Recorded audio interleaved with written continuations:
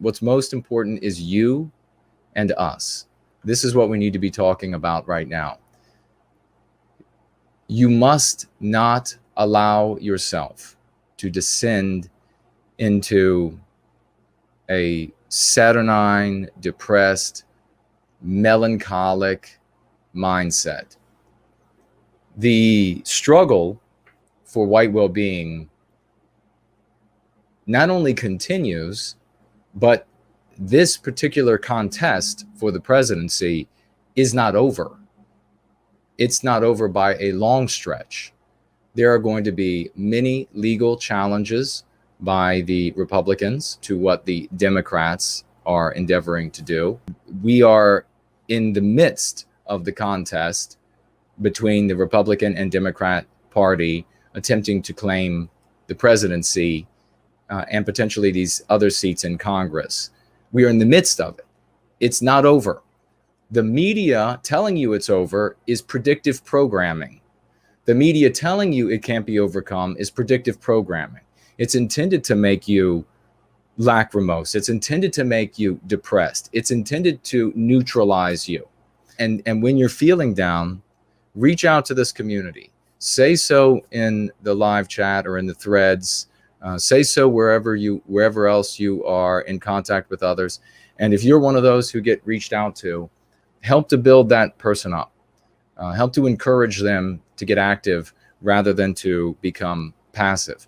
Do not, if you're listening to the radio and the television or whatever it might be, regime media anywhere, the moment they begin talking on that media about this being over and it's definitely Biden or something like that, immediately turn that off. That is psychological poison for you. That will absolutely destroy your will to continue the struggle, just as psychological warfare is used on the battlefield, where when the troops are attacking, you will see in psychological warfare, they will blare the message out to those being attacked. You are not being attacked. This is not an attack. Just put down your weapons and surrender as they're shooting you.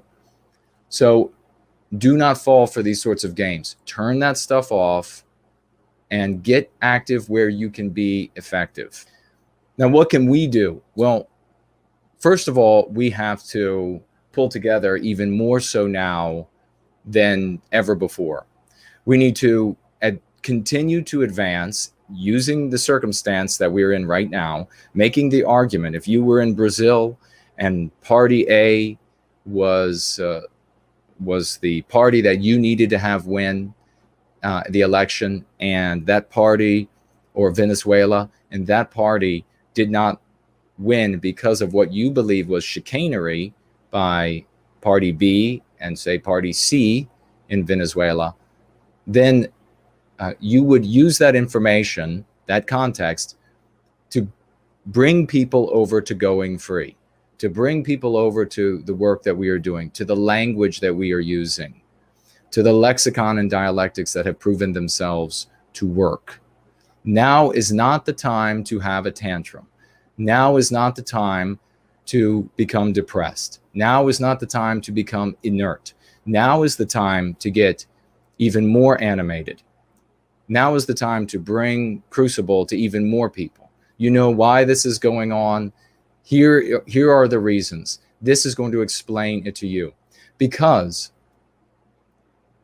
we may have, if the Senate doesn't end up in the hands of the Democrats, we may end up having at least 2 more years of stalling. Even if the presidency goes to Biden, we may end up with at least 2 more years of them stalling what the anti-whites are trying to do to varying degrees, to get the lexicon and dialectics out as quickly as we can. I cannot stress enough that the ability to resist anti-whiteism lies in the lexicon and dialectics of Going Free. If the lexicon and dialectics of Going Free do not reach the millions of people who just voted for T-Rex, if it does not reach them, then when they get out into the streets, Everything they do will be feckless. When they get together in back rooms of restaurants to talk about what happened and what they might be able to do, all of their resistance, all of their discussions will be feckless. They will be toothless. They won't amount to anything. And the spiral downward into an anti-white dystopian hell will quicken. We have a very big role to play. We are not being arrested yet. Bills have not become laws yet.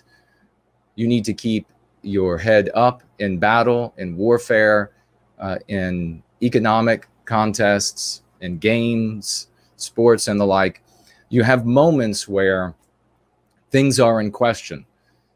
You have moments where maybe you scored the goal, but there's a question of whether or not there was a penalty, and now the referees are reviewing.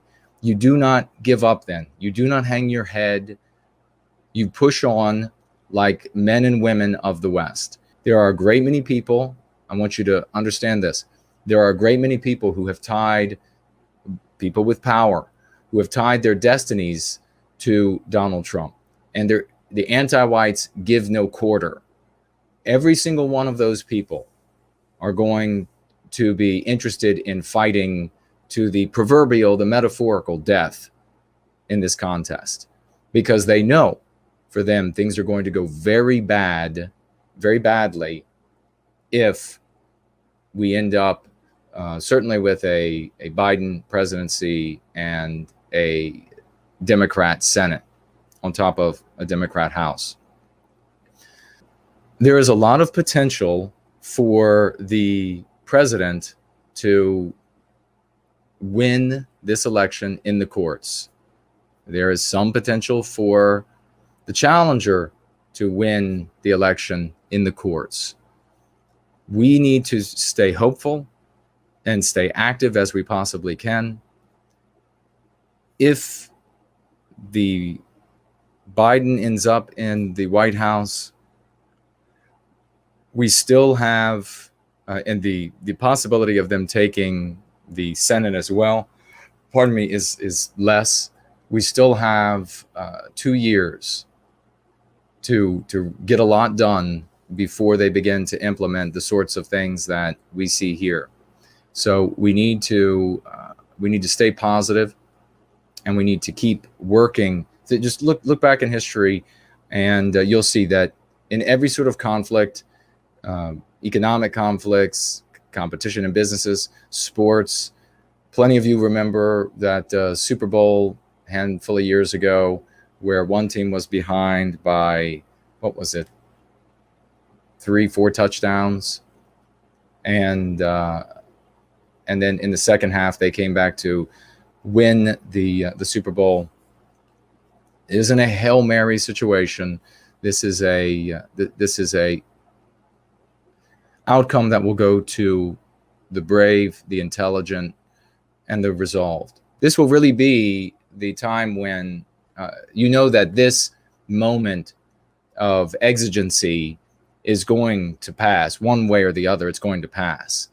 And there will be a history of how you behaved in those days. And that says a lot about, it says everything about your character. I was willing, and you can read in Crucible, that when I was a child, I was going to do the right thing for our people. So you damn well better know I'm going to do the right thing for our people as an adult. Remember that you're going to look back on how you behaved during these days. And you want to make sure that you're proud of yourself, that you don't try to cover up the way you acted.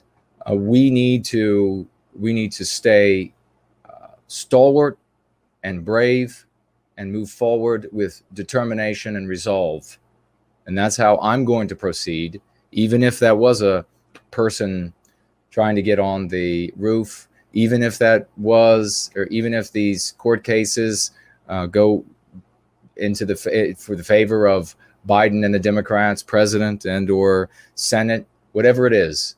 We have to move forward, and we will act together. We will stay together and keep each other safe as best as is humanly possible. And we will recapture our destiny. remember that the context that we're in is never static. It's never calcified. So there could be something happen, even if the courts find in favor of Biden. There could be something 2 months into his presidency, 5 months into his presidency, 8 months into his, who knows, that suddenly and radically changes the societal context in a way that favors service to white well-being, favors recapturing our destiny. If between now and whenever that is, we continue to build, we continue to grow, showing who and what we truly are in love, hope, and redemption to our brothers and sisters, a lexicon and dialectic that will save their lives and this country and the rest of the West around the world, we may have the liquidity, the people, the talent, the connectivity, etc., to be able to take advantage of the new opportunities and overcome the new challenges in the new context. So don't sink into the swamp of this current potential malaise that you're seeing so many other sink. Generally, when we're done streaming here today, when we're done gathered here today, go look in the mirror wherever you are. If it's your car mirror, rear view mirror, turn it to your face. Go to the bathroom or the big mirror in the hallway or wherever you have it. Look directly into that mirror and see that hero staring back out at you, and you make a commitment and promise to yourself that you are not going to surrender. You are not going to capitulate. It doesn't matter what the anti-whites do. It doesn't matter what they steal, what they claim, what they burn, what they loot, what they whatever. You're not going to surrender. In fact, every act that they engage in is going to be something that is going to inflame you all the more to take the next step and the next yard and whatever it takes to get to that western sunrise. You make that commitment to yourself. I've done it in my own heart a million times if I've done it once. Make that commitment to yourself that there'll never be an end to your struggle, no matter what they do. And then carry out that destiny because it is in your hands. No one else gets to decide what's going to be done with your life.